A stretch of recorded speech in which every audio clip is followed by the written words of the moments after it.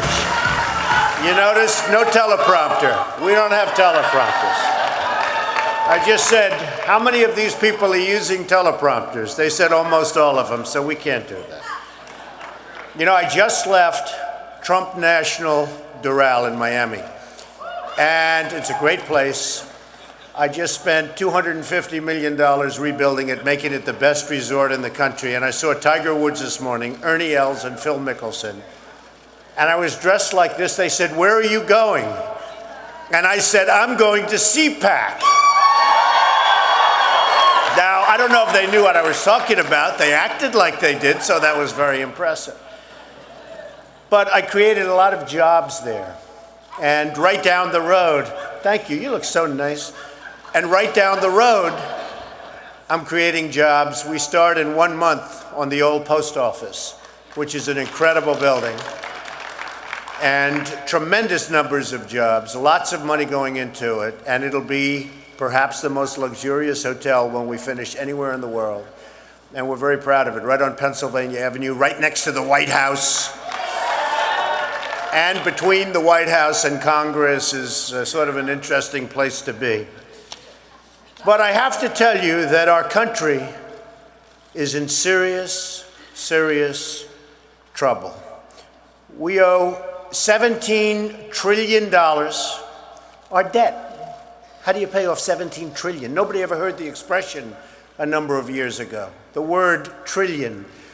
We have debt that's beyond belief. We have deficits that nobody can even comprehend.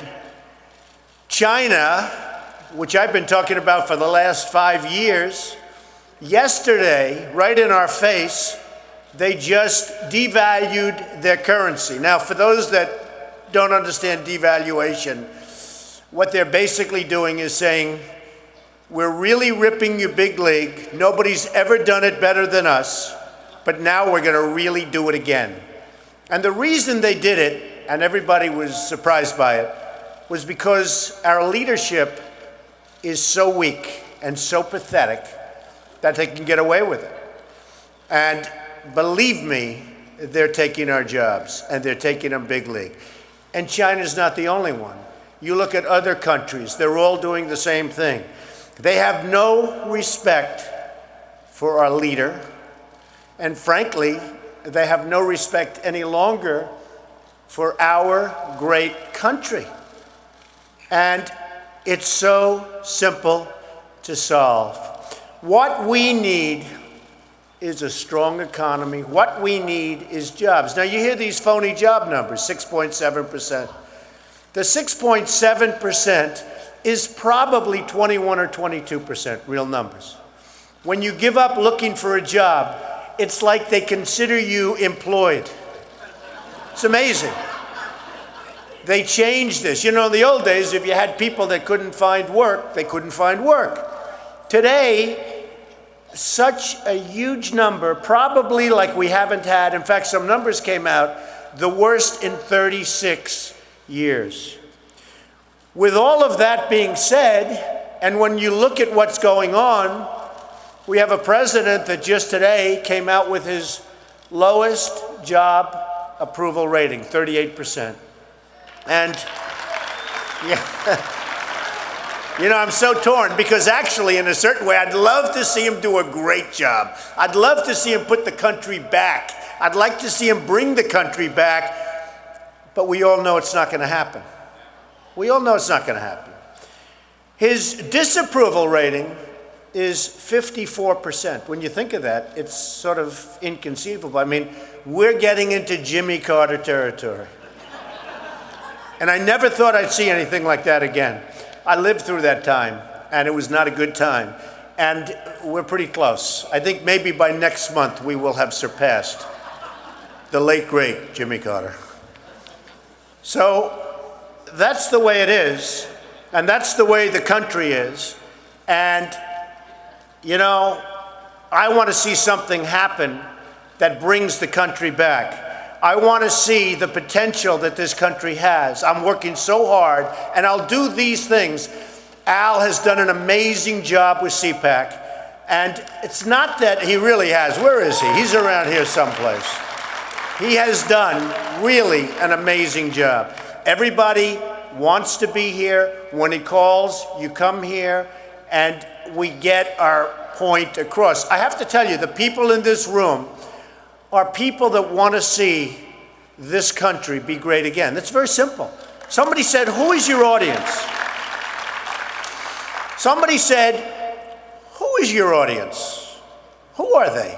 And I actually said, these are people that love the country, that want to see it be great again. It's very simple. So it's just one of those things. Now, we have a big election coming up in 2014. I believe the Republicans, and conservative Republicans, because the word conservative to me is very important. Conservative Republicans, we're going to take the Senate. I believe that. I think that's going to happen. I think in 2016, you'll probably be running against Hillary. I think it's going to be a tough race, but I think it's going to be a race that by that time will be so bad that the Republicans will likewise take that, and then you can actually end Obamacare, which is a total catastrophe. A total catastrophe. The problem is that in 2016, if you look and if you study it like I do, all of the problems are being deferred to the year 2016 after the election. And I don't know how the Republican leadership has allowed that to happen, but it's happening. And I've read a lot of reports saying we're going to drift along, just keep drifting, and 2016, 2017, and 2018 are going to be an economic disaster. And you know, whoever's president, good luck. You're going to have to be very smart. You're going to have to be very, very sharp. But that's the way it is. They say 2016, after the election, 2017 and 2018, economic disaster. Some say economic catastrophe. So we have so many issues. If you think about this country, we have so many problems, and we have so little leadership. So little leadership. And it's all about the leadership. And she agrees with me. I love her. She agrees with everything I'm saying. I like it. You know, if you look at just what's been happening over the last couple of days, Russia and Putin. You know, I was in Moscow a couple of months ago. I owned the Miss Universe pageant. And they treated me so great. Putin even sent me a present, beautiful present with a beautiful note. I spoke to all of his people. And, you know, you look at what he's doing with President Obama, he's like toying with him. He's toying with him. So he has the Olympics. The day after the Olympics, he starts with Ukraine. The day after. How smart. You know, he didn't want to do it during the Olympics. Boom. The day after. So our athletes leave, we all leave, and the day after. And, you know, when he goes in and takes Crimea, he's taking the heart and soul, because that's where all the money is. I was surprised. I heard that the other day. They were saying most of the wealth comes right from that area. That's the area with the wealth. So that means the rest of Ukraine will fall, and it's predicted to fall fairly quickly, because without the money, it's like this country. If we don't make this country great, it's going to fall. It's going to really fall. It's already falling. You go into our airports, you go look at our bridges, you look at our roadways. We're becoming a third world country. So when you see what they're doing in Ukraine, it's just a question of time. Now, Putin is very friendly with Iran. Iran is causing us tremendous problems. Syria, Afghanistan, Iraq. Iran is now selling to Iraq its weapons. Iran has already taken over, essentially, Iraq. It's amazing. Now, we lost tremendous lives, so many wounded warriors. These are great people. I know so many of them. I try and help as many as I can, but so many, so badly wounded. And these incredible people came back to this country. And what have we gotten for it? What have we gotten? We spent $2 trillion in Iraq, and then we pull out. Now, I took a lot of heat, except from conservative people. When we went over there, I said, hey, I assume we're taking the oil. Are we taking the oil?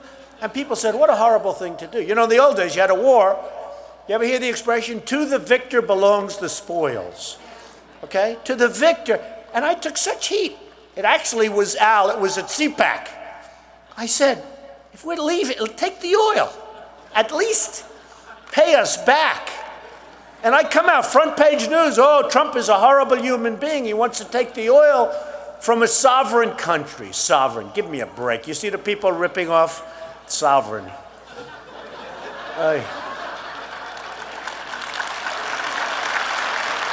Unbelievable.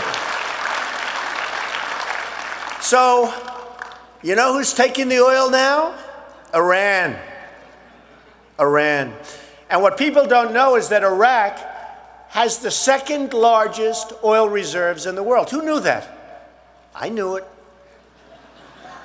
Taking a couple of trillion, it's peanuts. They have 18 trillion underground. Give us 2, just 2, maybe 3. But people went nuts. Now you look at what's going on with Afghanistan. You have Karzai that's treating our president like he doesn't even exist.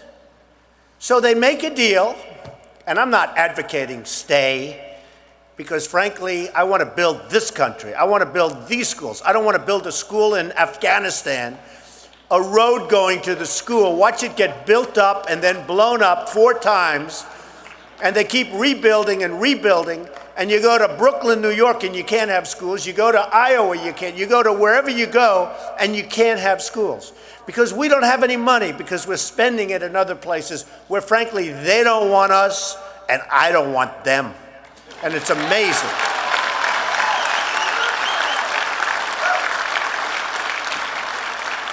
So in Afghanistan, they make a deal, and Karzai said, I'm not signing that deal. These stupid Americans, they're so stupid. They give me bundles of cash. You ever see? I want to know, who is the soldier? Think of this. Like, maybe I have a couple of $100 in my pocket, right? Who is the soldier that carries satchels of $50 million to take care of these people? 50 million. Have you heard this? 50 million. I just want to know, who is the soldier? I guarantee you, unless he's really honest, he's really rich, okay? So we give all this money. Now we're up to over $1 trillion. And it was just revealed the other day that our friends, again from China, we're fighting the war here. And on the other side of the mountain, a lot of people don't realize this, Afghanistan, they didn't think it had wealth, has tremendous wealth in minerals.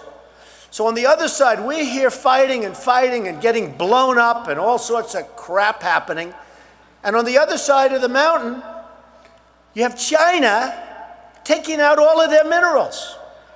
So this was reported big league the other day, but I said it 2 years ago. I knew because I have a lot of friends from China. By the way, I don't dislike China.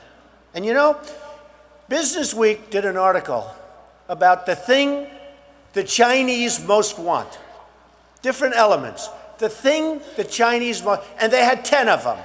So the top 10 things. Now, I knocked the hell out of China fairly, and my friends respect me for it. They actually say, you're right. They live in China, and they say, you're right. I can't believe we're getting away with it. The thing they most want, you know what? One of the top 10 things, anything Trump. You believe it? My apartments, my ties, they love me. They love me. I've got the largest bank in the world from China, Chinese bank, the largest in the world, biggest bank in China, is my tenant in one of my buildings. And they said, we'll never leave. We love you. We love the building. Because they're smart, and they respect you if you're smart. They don't respect stupid people. Okay? And that's what they're dealing with. Okay. Obamacare has to be changed. Has to be. Immigration. We're either a country or we're not. We either have borders or we don't. We either have borders or we don't.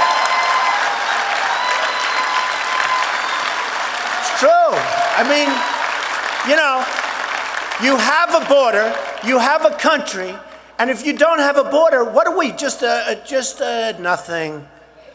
A nothing. And I feel strongly about that. And I have to say, as conservative people and as Republicans, many of you, some are so conservative you don't even want to be Republican, and I understand that too. But as conservative people and as Republicans, when you let the 11 million, which will grow to 30 million people in, I don't care who stands up, whether it's Marco Rubio or and talks about let everybody in, you won't get one vote. Every one of those votes goes to the Democrats. Now, with that, you have to do what's right. You have to do what's right. It's not about the votes necessarily. But of those 11 million potential voters, which will go to 30 million in a not too long future, you will not get any of those votes no matter what you do, no matter how nice you are, no matter how soft you are, no matter how many times you say, rip down the fence and let everybody in. You're not going to get the votes.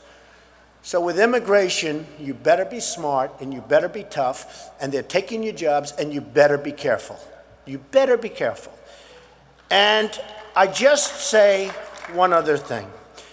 Medicare, Medicaid, Social Security. I listen to people come in and say how we're going to dismantle it, and we're going to just knock the hell out of it. And I'm a friend of Paul Ryan. I like Paul Ryan very much. But I don't like what they're saying. I want to make this country so strong and so rich and so powerful. We have so much energy and so much money under our feet that we don't have to take away people's Social Security and Medicare and Medicaid. You want to stop the fraud, you want to stop the abuse, and believe me, there's plenty of that. But we don't want to do that. You know, they had a vote recently of Tea Party members. These are strong Tea Party members. 79% said, don't touch my Medicare, don't touch my Medicaid, don't touch my Social Security. How the hell do you get elected when you want to do that? I want to make the country so strong, and you can do it. We are sitting on top of something that's so amazing, such incredible wealth. And the way you solve all of these problems is tremendous wealth, tremendous job production, strengthen our military, not weaken. We've weakened our military. Then we want to cut our military. We listen to Putin about what we're going to get. He said, no, we don't want you to use those missiles. Oh, we won't order them. It's hard to believe. So the bottom line is very simple. Make America strong again. Make America great again. We have such unbelievable potential. We have to use it. We need the right leaders. Thank you all very much. Thank you.